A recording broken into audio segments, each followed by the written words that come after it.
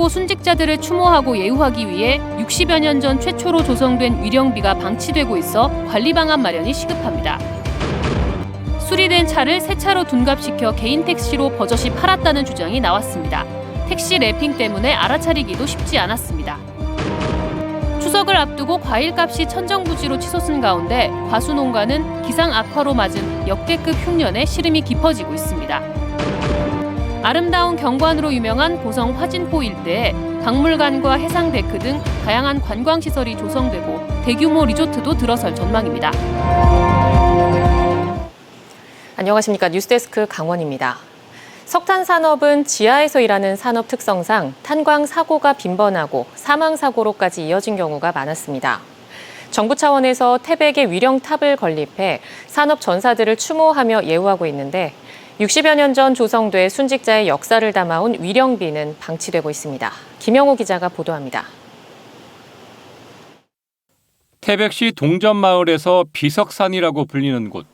도로에서 조금만 오르면 산 정상에 재단과 우뚝 선 동상이 보입니다. 가운데에는 순직자 위령비, 강원 탄광이라는 한자 글씨가 선명합니다. 강원 탄광이 30여 년 전 문을 닫고 떠나면서 현재 이 위령탑은 마을 주민들이 자발적으로 관리하고 있습니다.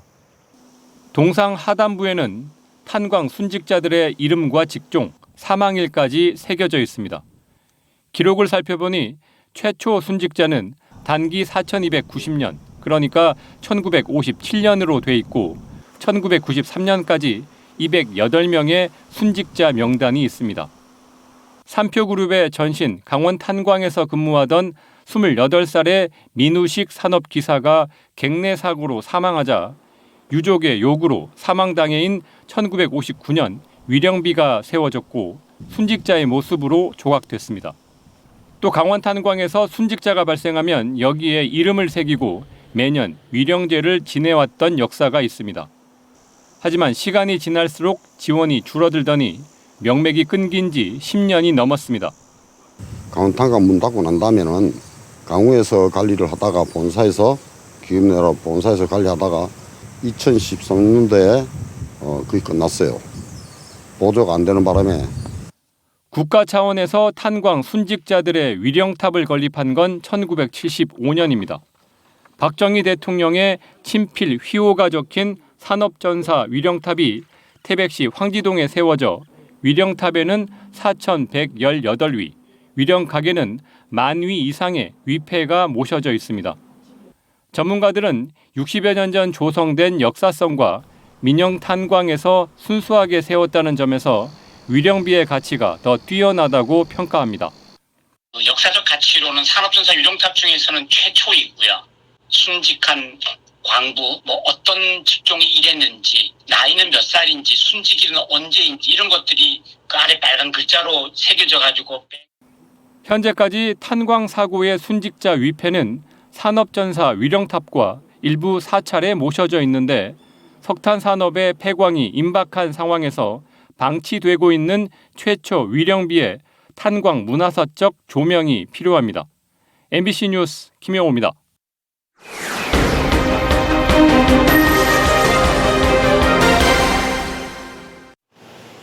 강릉의 한 개인 택시 기사가 2년 전 국내 대기업의 중형차를 사서 지금까지 타고 있었는데 옆면에 붙여뒀던 광고용 스티커를 떼다가 페인트가 벗겨졌습니다. 새 차가 아닌 도장 수리를 한 차였던 건데요. 결국 택시 기사는 자동차 회사를 고소해 수사를 통해 시시비비가 가려질 전망입니다. 제보는 MBC 김인성 기자입니다.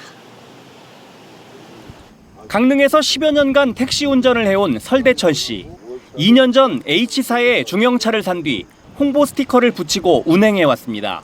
그런데 최근 홍보 스티커를 교체하기 위해 기존 스티커를 떼는 과정에서 차량 앞뒷문 페인트가 함께 벗겨져 버렸습니다.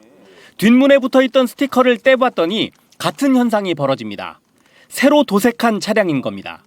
스티커를 바꾸는 과정에서 떼다 보니까 저런 현상이 벌어져가지고 그래서 이제 영업사에다가 얘기를 하고 알고 보니까 문짝 2개가 다 먹었던 차다. 그렇게 제가 들었고 너무 속이 상해갖고. 차를 구입한 H사 지점을 찾아가 항의했지만 판매 대리점에서 할 수 있는 일은 없었습니다.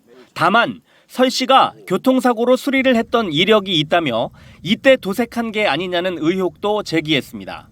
취재팀은 설 씨가 지난 4월 사고 수리를 했다는 강릉 H사 정비공장을 찾아가 당시 수리 내역과 수리 과정을 촬영한 사진을 확보했습니다. 앞쪽 범퍼 수리와 도색, 헤드램프 수리 등으로 136만 원을 자차 보험 처리했는데 문짝의 도색 내역은 없습니다. 4월 초쯤인가 와서 후드, 앞밤바 그런 식으로 해서 작업을 진행을 했던 겁니다. 도어, 앞도어, 뒷도어는 수리를 한 건 전혀 없고요. 우리가 앞도어 쪽을 해서 칠을 했다 그러면 기록에 다 남아있고.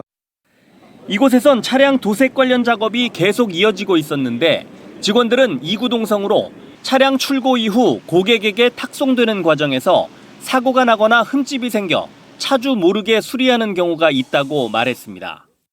탁송하는 과정에서 차를 내리고 하는 그 과정 속에서 밑에 흠집이 생겨서 차주는 날짜에 기다리고 있고 최대한 빨리 작업하기 위해서 공장이나 공업사나 그런 데 와갖고 최대한 감쪽같이 다시 만들어갖고 나가는 경우가 좀 있죠.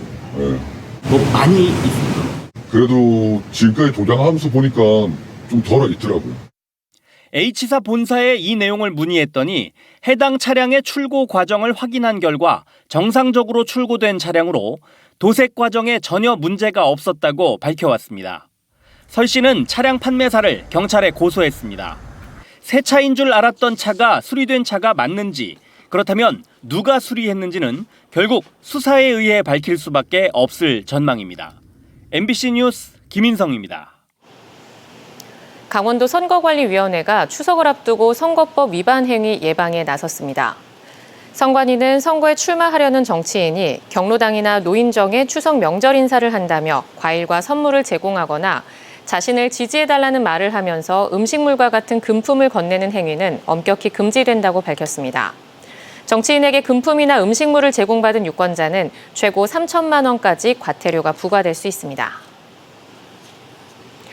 추석을 앞두고 과일값이 천정부지로 치솟고 있습니다. 소비자들의 추석 물가 걱정도 걱정이지만 온갖 악재들이 겹치면서 역대급 흉년을 맞은 과수농가들의 시름도 깊습니다. 권기만 기자가 취재했습니다. 이맘때면 가지마다 배가 탐스럽게 달려있던 예년과 달리 올해는 수가 확 줄었습니다. 꽃이 필 때 기온이 갑자기 영하로 떨어지면서 달린 과일이 평년의 절반 수준도 안 됩니다. 수확을 앞둔 배를 살펴보니 곳곳에 상처들이 있습니다. 지난 6월 갑자기 쏟아진 우박의 흔적이 그대로 남아있는 겁니다. 추석 선물과 제수용뿐만 아니라 속이 보이는 소포장으로도 판매하기가 어려운 상황입니다. 우박을 맞아가지고 떨어진 게 또 한 30% 떨어졌죠. 우박 맞아서. 근데 지금 달려있는 것도 우박의 그 맞은 자리가 그대로 남아있어서 상품이 지금 낼 수가 없을 정도로 뭐 배즙이나 이런 파과로밖에 안 됩니다. 사과도 마찬가지입니다. 얼핏 보기에는 탐스러워 보이지만 자세히 살펴보면 냉해 영향으로 모양과 색깔이 고르지 않은 것들이 많습니다. 다행히 화상병은 피했지만 잦은 비에 탄저병이 확산되면서 선물과 제수용으로 나가는 좋은 품질의 사과는 전체 생산량의 20-30% 수준, 70%를 웃돌던 평년의 절반에도 못 미칩니다. 꽃이 피는 시기 이상조온으로 인한 냉해 피해부터 갑작스러운 우박, 잦은 강우로 인한 병충해까지 기승을 부리면서 과수농사에는 최악의 조건이었다는 게 농민들의 말입니다. 추석을 앞두고 과일값이 급등했다는 뉴스들이 쏟아지고 있지만 정작 시장에 내답할 게 없는 농민들에겐 딴 나라 이야기입니다. 어차피 없으니까 비싼 거거든. 이게 지금 이상기후라든가 날씨 문제 때문에 사과 자체가 지금 양이 안 나오니까 이렇게 사과값이 좋은 거거든요. 그러니까 농민들 입장에서도 이게 크게 반갑지는 않다 이런. 대형 유통업체들이 흠집이 있는 사과와 배를 수매해 판매에 나서고 있지만 정성 들여 키운 과일을 헐값에 내놓아야 하는 농가 입장에서 반갑기만 한 일은 아닙니다. 남은 과일은 결국 즙이나 음료, 잼으로 가공하는데 여기에 들어가는 비용과 재료비를 감안하면 큰 수익을 기대하기는 어렵습니다. 최근 기후변화로 인한 이상기온과 기상이변, 여기에 병충해까지 급증하면서 과수농가들은 수년째 무거운 마음으로 추석 대목을 맞이하고 있습니다. MBC 뉴스 권기만입니다. 고성 화진포 일대에 여러 가지 인프라가 대거 확충될 전망입니다. 많은 관광객들이 좀 더 편하게 국내 최북단 관광지를 찾아와 여러 날 머물며 아름다운 경치를 즐길 수 있을지 기대됩니다. 박은지 기자입니다. 1971년 강원특별자치도 기념물로 지정된 고성 화진포입니다. 호수와 바다, 숲이 어우러진 수려한 풍광 속에 화진포의 성이라 불리는 김일성 별장과 이승만 별장 등이 자리 잡고 있습니다. 관광객들은 화진포의 순수한 자연 경관에 감탄하면서도 관광 인프라가 부족하다는 평가를 내놓습니다. 너무 친근감도 있고 공기도 좋고 여기가 아주 풍경도 좋고 저희들 오늘 노인분들 모시고 봉사 차원에서 왔는데 차가 좀 올라갔으면 더 좋겠어요. 지금 또 와봐도 이제 예전 그대로고 그래서 조금 이제 보완해서 관광객들이 많이 오면은 상당히 좋을 것 같아요. 고성군은 오는 2025년까지 511억 원을 투자해 화진포 일대 관광지를 대대적으로 정비할 계획입니다. 연말까지 우선 해양박물관 폐류동, 수족관동을 대대적으로 리모델링에 선보이고 우리나라 결핵 퇴치에 앞장섰던 셔우드홀 가족이 화진포의 성을 별장으로 지었던 인연을 살려 생태박물관을 기념관으로 조성합니다. 거진 등대는 장애인이나 노약자도 쉽게 찾을 수 있도록 엘리베이터 시설을 신축합니다. 내년에는 관광 커뮤니티 센터 신축과 화진포의 성에서 거진항까지 2.6km의 해상 데크, 해양 누리길을 착공합니다. 화진포 해양 누리길 주공사업이 내년도에 착공이 되면 영동 지역에서 최대 길이의 해안 탐방로가 개설될 것으로 저희는 기대합니다. 이에 따른 관광객 또한 저희 지역을 더 많이 방문할 것으로 저희는 기대를 하고 있고 고성군은 동해 북부선 화진포역 설치, 동해고속도로 연장에도 집중하는 한편 그동안 사업자 변경 등으로 미뤄지던 천실 규모의 리조트 사업도 적극 추진할 계획입니다. 연간 1,000만 명 넘게 찾아오는 관광객들이 속초 등 인접 관광지로 빠져나가지 않고 지역에 머물도록 판을 새로 짠다는 고성군의 야심찬 지역 관광 명소화 계획이 어떤 결실을 맺을지 주목됩니다. MBC 뉴스 박은지입니다.